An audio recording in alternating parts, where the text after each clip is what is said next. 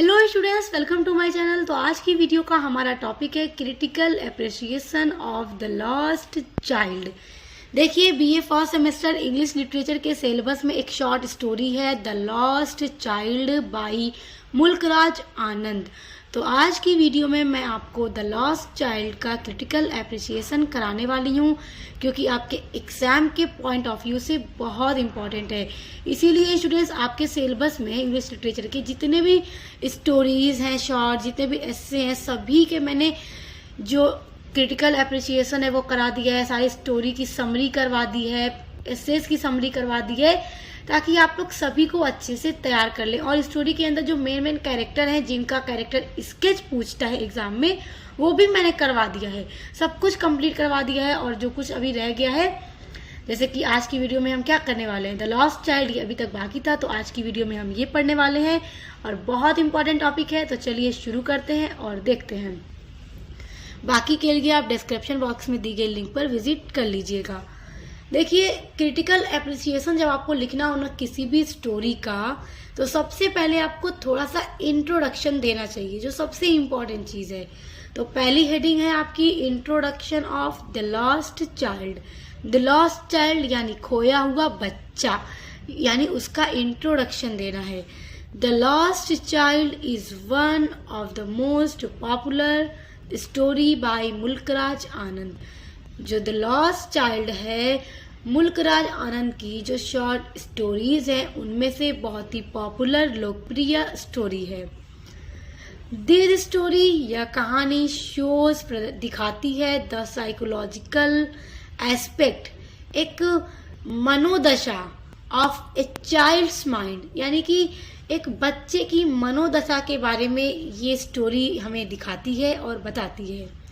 It shows that, और ये अभी दिखाती है, a child has great love with his parents. और ये स्टोरी हमें यह भी दिखाती है कि एक बच्चे का अपने माता पिता के साथ कितना गहरा रिश्ता, कितना गहरा प्यार है। यही ये स्टोरी हमें बताती है। और इस स्टोरी का भी यही थीम है। थीम हम आगे वीडियो में डिस्कस करेंगे, क्योंकि थीम भी अलग से शॉर्ट क्वेश्चन में पूछता है।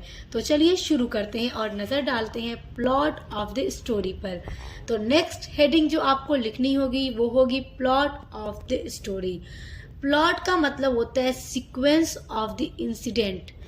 इंसिडेंट मतलब घटनाएं, सीक्वेंस मतलब घटनाओं का क्रम। प्लॉट सीक्वेंस मतलब होता है क्रम, कि किस किस तरह से घटनाएं आगे बढ़ती गई हैं स्टोरी में, वो होता है plot. It was the time of spring festival.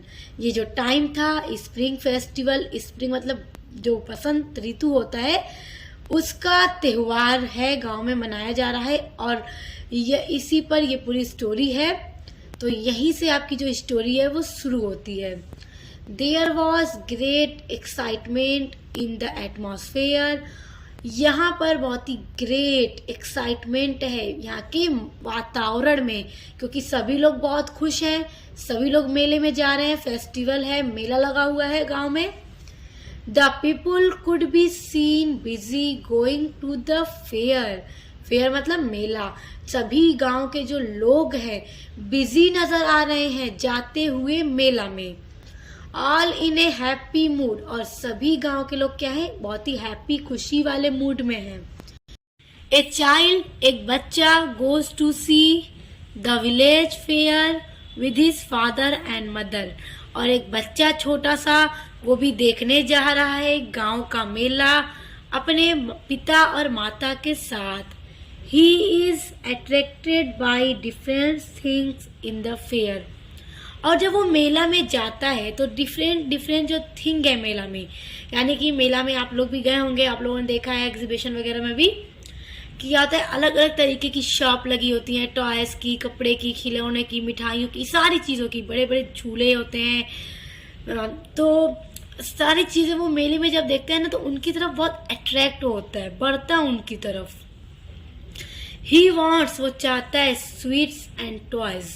Story आप लोग पढ़ेंगे तो आपको पता चलेगा। तो स्टोरी सब पढ़ लिया कीजिए चैनल पर मेरे विजिट करके, प्लेलिस्ट में सारी वीडियोस में ऐड कर देती हूँ। तो देखिए उसको जैसा कि स्वीट्स में बर्फी पसंद है और टॉय वो भी चाहता है, तो वो क्या चाहता है, वो मिठाइयाँ भी चाहता है और खिलौनों को भी चाहता है। He ask his parents again and again, और वो अपने माता पिता से बार बार पूछता है टू बाई, खरीदने के लिए, हिम समथिंग और द अदर, कुछ भी और कुछ भी वो खरीदने के लिए अपने माता पिता से पूछता है कि उसे वो खरीदा दें। बट लेकिन they don't buy anything for him, लेकिन वे नहीं खरीदते हैं कुछ भी उसके लिए। मतलब कोई भी चीज़, खिलौना, बर्फी, चाहे बलून, जो भी चीज़ें वो देखता है ना, कुछ भी उसके पेरेंट्स उसे खरीद कर नहीं देते हैं बेचारे को। सून, जल्द ही, द चाइल्ड, जो बच्चा है, गेट लॉस्ट, हो जाता है, एंड सेपरेटेड, सेपरेटेड मतलब होता है अलग हो जाना, फ्रॉम हिज पेरेंट्स, अपने माता पिता से अलग हो जाता है, वाइल, जब, इंजॉइंग द कलरफुल फेयर, जब वो इंजॉय कर रहा था, आनंद ले रहा था रंग बिरंगे मेले का। यानी कि जैसे जैसे वो जो भी चीज़ें देखता जा रहा था उसे इतनी पसंद आ रही थी कि वो वहीं पे रुक जाता था, माता पिता से पूछता था खरीदने के लिए, मगर उसके माता पिता नहीं खरीदाते थे उसको। तो फिर क्या होता है कि मेले में वो जल्द ही अपने माता पिता से अलग हो जाता है, खो जाता है। पूरी स्टोरी आप लोग पढ़ लीजिएगा मेरे चैनल पर विजिट करके। मैं आपको इस स्टोरी की जो पूरी समरी है उसकी लिंक इसी वीडियो के डिस्क्रिप्शन बॉक्स में दे दूंगी, तो आप लोग वीडियो को पढ़ लीजिएगा, क्योंकि आप लोग पढ़े रहेंगे ना तो क्रिटिकल एप्रिसिएशन आपको और अच्छे से समझ में आएगा कि किस तरह से एग्जाम में लिखना है। क्योंकि सारी चीज़ें देखिए कितनी सिंपल है, और मैं काफ़ी सिंपल नोट्स भी आपके लिए बनाती हूँ ताकि एग्जाम में आप अच्छे से लिख सकें, याद कर सकें। याद किए रहेंगे तो काफ़ी सिंपल है, आप इसको बनाकर भी लिख लेंगे। He starts to run here and there, और वो शुरू कर देता है दौड़ना इधर से उधर। क्राइंग फॉर हिज पेरेंट्स, और वो रोना भी शुरू कर देता है अपने पेरेंट्स के लिए, क्योंकि पेरेंट्स से वो खो गया है, मेले में अलग हो गया है, और वो फिर इधर उधर भागता है, अपने माता पिता को ढूंढता है, और जब वो नहीं उसे दिखते हैं तो वो रोना शुरू कर देता है। ए काइंड मैन शीज हिम, और एक काइंड मैन उसको देखते हैं रोते हुए, और वो उसको ना उठा लेते हैं अपनी बाहों में। ही टेक्स हिम, और वो उसे उठा लेते हैं, और डिफरेंट ऑफ, और उसे लेकर जाते हैं एक अलग अलग दुकानों पर मेले में। But the child goes on weeping, लेकिन जो बच्चा है वो रोता जा रहा है।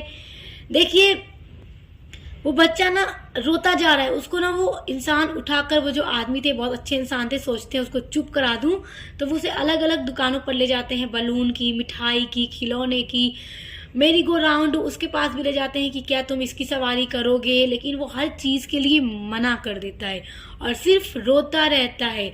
ही वॉन्ट्स नथिंग, उसे अब कुछ भी नहीं चाहिए, बट ओनली हिज पेरेंट्स, और अब उसे सिर्फ उसके माता पिता चाहिए। देखिए तीसरी हेडिंग होगी आपकी क्रिटिकल एप्रिसिएशन की, थीम ऑफ द स्टोरी। इस स्टोरी की थीम बहुत इंपॉर्टेंट होती है, क्योंकि सभी स्टोरीज की थीम जो होती है ना वो वेरी शॉर्ट में पूछती भी हैं। तो थीम आपको पता होगा तो आपके लिए क्रिटिकल एप्रिसिएशन में भी लिखना इंपॉर्टेंट है, और साथ ही साथ वेरी शॉर्ट में पूछेगा तो आपको लिख दीजिएगा यही। अब देखिए इस स्टोरी की जो विषय है वो क्या है, क्या थीम है। दिस स्टोरी, ये जो स्टोरी है, कहानी है, कंसंट्रेट्स on the universality of child's desire for everything।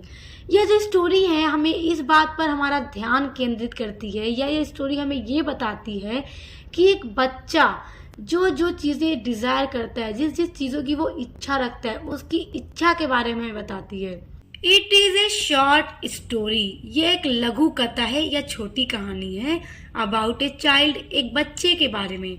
His aspiration, aspiration मतलब महत्वाकांक्षा, उस बच्चे की महत्वाकांक्षा के बारे में। डिमांड्स, उस बच्चे की जो डिमांड्स हैं, जो मांग है इस स्टोरी के अंदर, उसके बारे में।